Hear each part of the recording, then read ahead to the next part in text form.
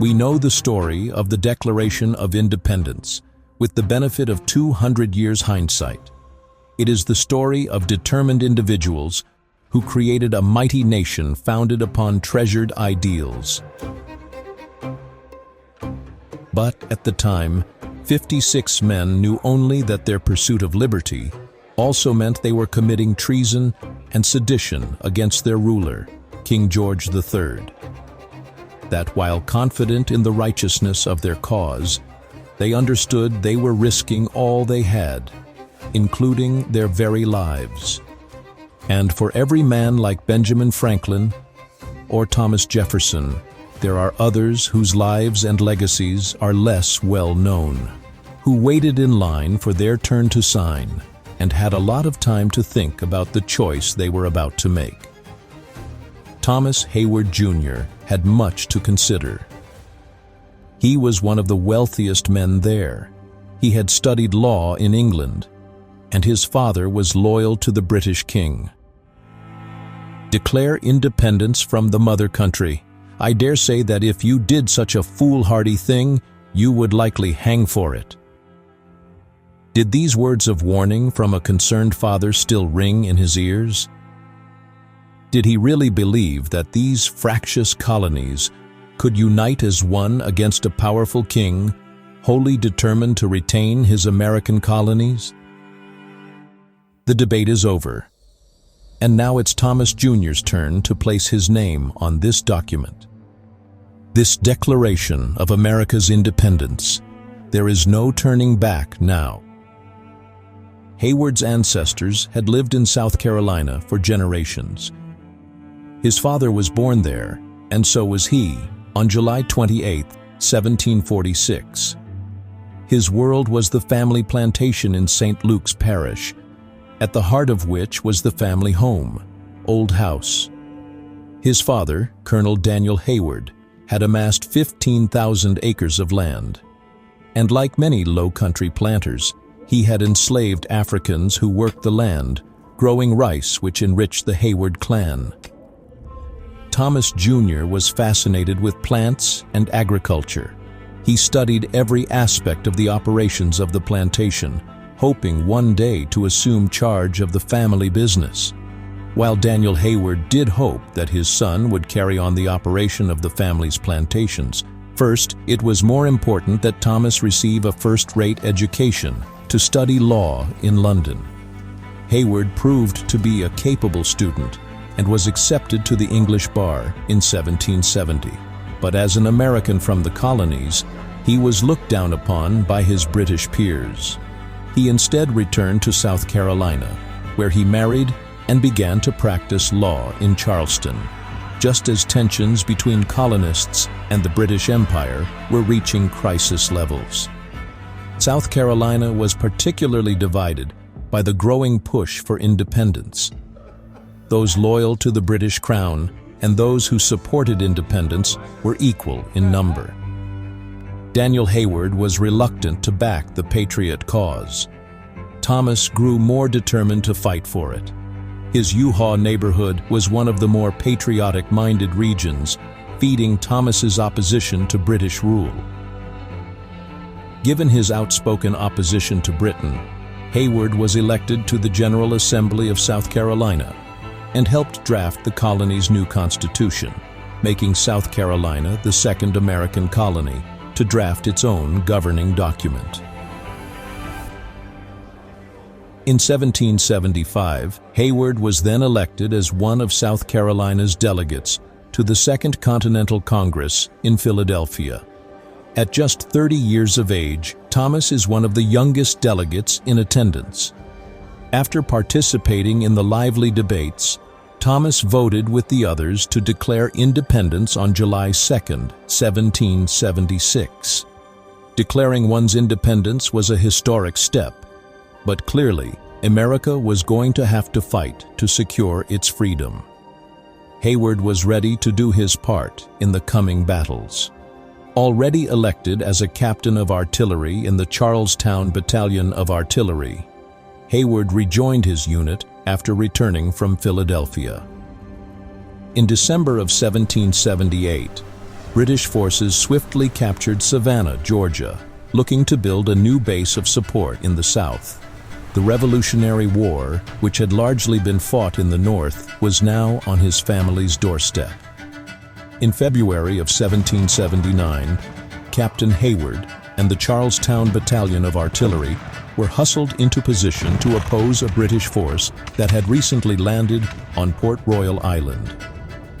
Under the overall command of Brigadier General William Moultrie, Heyward's artillery was positioned to bombard the nearby Redcoats.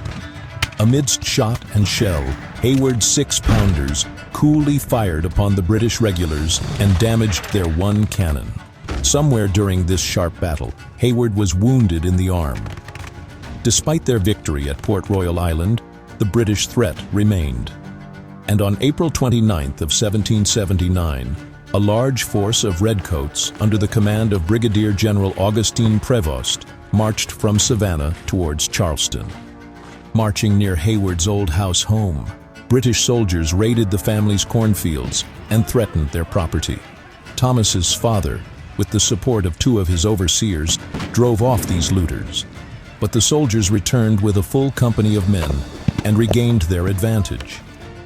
In April of 1780, Heyward and his artillerymen found themselves once more on the front lines. This time in front of Charleston itself.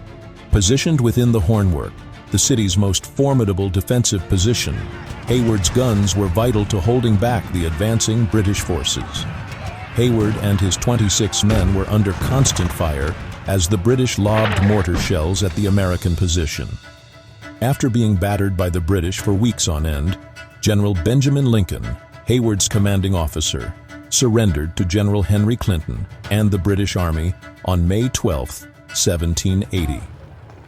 Heyward and 6,000 fellow American soldiers were now prisoners of war. Despite being allowed by the terms of the surrender to live in his Charleston townhouse, Heyward was dragged from his home by British Redcoats on the evening of August 27, 1780, and sent to St. Augustine, Florida. Heyward and 2 other signers of the Declaration of Independence, Arthur Middleton and Edward Rutledge, joined other prominent patriots for the uncomfortable trip south. Elizabeth Heyward kept up the fight at home, refusing a British order to illuminate her Charleston home as a sign of support for the British victory at the 1781 Battle of Guilford Courthouse. Heyward's residence was pelted with garbage and rocks by angry loyalists in town. Elizabeth continued her resolute defiance in the face of British pressure.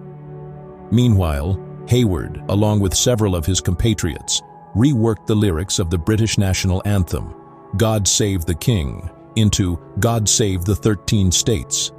The familiar tune was sung with gusto by the captive Americans. In July of 1781, Heyward and the other Americans were released and exchanged by the British. Sent to Philadelphia, Heyward nearly drowned after accidentally falling overboard on the voyage. With America now an independent nation, Heyward returned to South Carolina. He oversaw the development of his stately Whitehall home and plantation, just across the Uhaw Creek from his boyhood home at Old House. In 1786, he married Elizabeth Savage. Despite his intent to stay at Whitehall, Heyward remained active on the political scene. He was an ardent supporter of the new federal Constitution and was a member of the state convention that ratified the document in 1788. In 1791, President George Washington stayed in Thomas's Charleston home during his visit to the city, and subsequently also stayed at Thomas's Whitehall plantation during his journey to Savannah. Thomas passed away at his Whitehall home on April 17, 1809, at the age of 62. His life was one filled with selfless service and commitment to his new nation. And today, he can rightfully be seen as a true founding father of both the state of South Carolina and the United States of America. Heyward was buried in the family cemetery not far from the Old House home where he was born. Today, You can still visit his grave and the small cemetery near the creeks he used to wander along as a young man. Thanks to the efforts of the Jasper County 250th and South Carolina 250th Commissions, there are new efforts underway to better understand the Heyward's old house home and Thomas Heyward Jr.'s powerful legacy. Building off of earlier archaeological explorations conducted in 1965, a new study is underway at the old house site. Archaeologists Dan and Rita Elliott of the Lamar Institute have been exploring the old house landscape using the latest technology.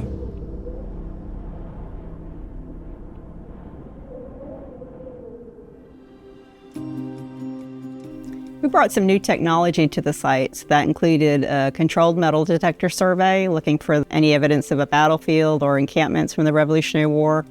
We also conducted a ground-penetrating radar survey, which looks for features underground. And then we also excavated 4 test units, sampling specific areas that had potential to offer more information. The metal detector survey immediately told us that this place is crawling with metal. We looked for the concentrations, tried to map those in. So the controlled metal detector survey that archaeologists do, and we did, maps in every single artifact and its location on the landscape. So that allows us to make incredible maps of where things are coming from, which lets us tell the story of what happened where across the site. But we were able to excavate 4 test units in areas where the ground-penetrating radar suggested there might be things, and also in areas where the metal detecting survey showed concentrations of specific artifact types. Basically, it's like uncovering a window into what's going on at the site at that particular location over time. There's enough archaeological resources out there to keep multiple archaeologists happy for several decades digging. It's been detected over the years, metal detected over the years, but there's still a lot of information present there underground. We're excited to have found evidence of a range of people using the site, and that includes the Heyward family and the wealthier folks. We also found evidence of African-American presence on the site. We found distinctive kind of pottery that they're making and using. The artifacts recovered by the metal detector survey range from around 1740, which is when the plantation really cranks up, on up until probably the latest diagnostic artifact was a Daughters of the American Revolution membership badge with gold, platinum, and a diamond in the middle. And it was engraved with the lady's name on the back, and we were able to research her and learn that she probably dropped it around 1976, probably around the bicentennial celebration at Thomas Heyward's grave. That's our working theory right now. Dan and I were really excited to work with a lot of students from the area, from different schools and groups. And they're always a lot of fun because when they come out, they don't have a whole lot of information about archaeology or knowledge about archaeology. So we were able to incorporate the archaeological site into a round robin where they could actually do some hands-on things, touch artifacts from 200-something years ago, and think about the past in a different way than they could looking at textbooks in their classroom.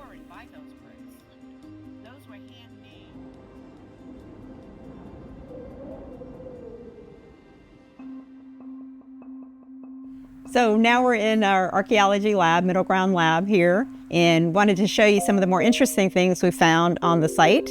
Here's an example of some of the ceramics in one of the levels of one of our test units. So what's interesting to me about this is we've got a couple of different kinds of ceramics. We've got this wonderful yellow trailed slipware, got some great Delftware from the 1740s, 1750s. And as you notice, they're fancy. This would have been on the dinner table of the Heywards. Right next to it, we have pottery that isn't fancy. There's no glaze on it. It's just real utilitarian pottery. We know this is colonial-ware pottery, and colonial-ware is a specific kind of pottery made and used by African Americans.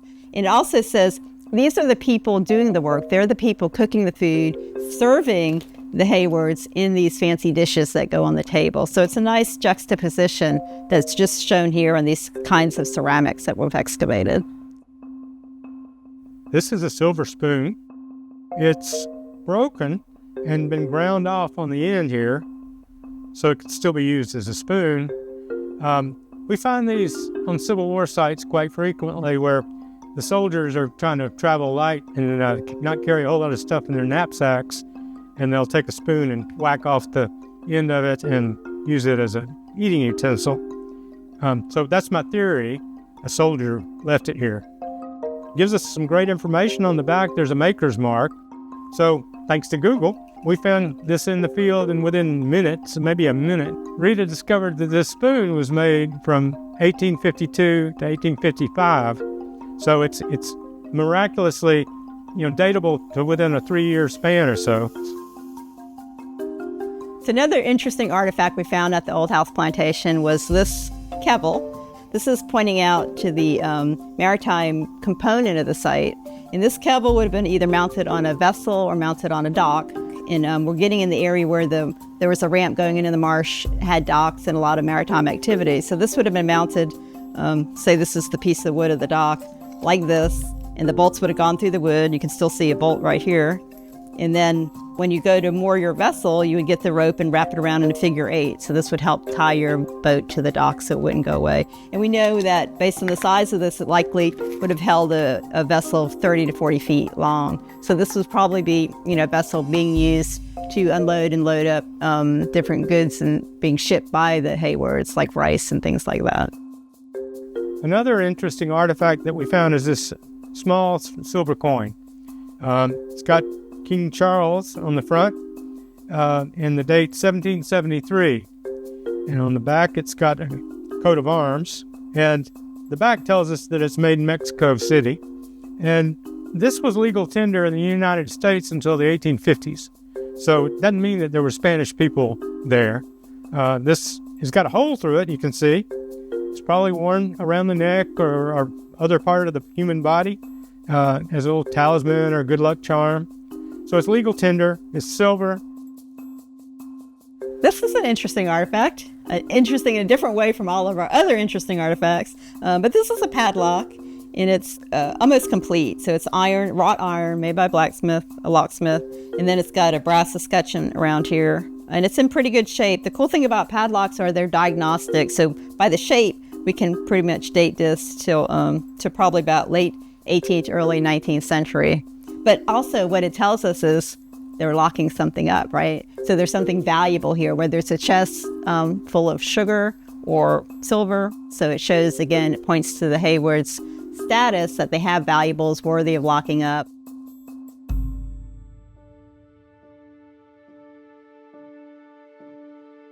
We hope you've enjoyed this look at some of the artifacts that we found at Old House Plantation. Of course, there are a lot more than what we've showed you, but if you would like to learn more about it, we encourage you to go to the Jasper250.com website, where that information will be put up when we have the report ready for you. Thank you very much. Well, thank you for watching and listening, and we look forward to having you come visit. Keep up with us on our website at Jasper250.com. We'll continue to add and build as we do things at the site. A lot to be done here. We thank the State Commission for their grant money, and as well as our 3 governments here in Jasper County, originally in the town of Hardyville, who've helped us continue to find funding to build this site. There'll be subsequent phases, lots of details. So we look forward to you coming back, keeping up with us, and stopping by and seeing us.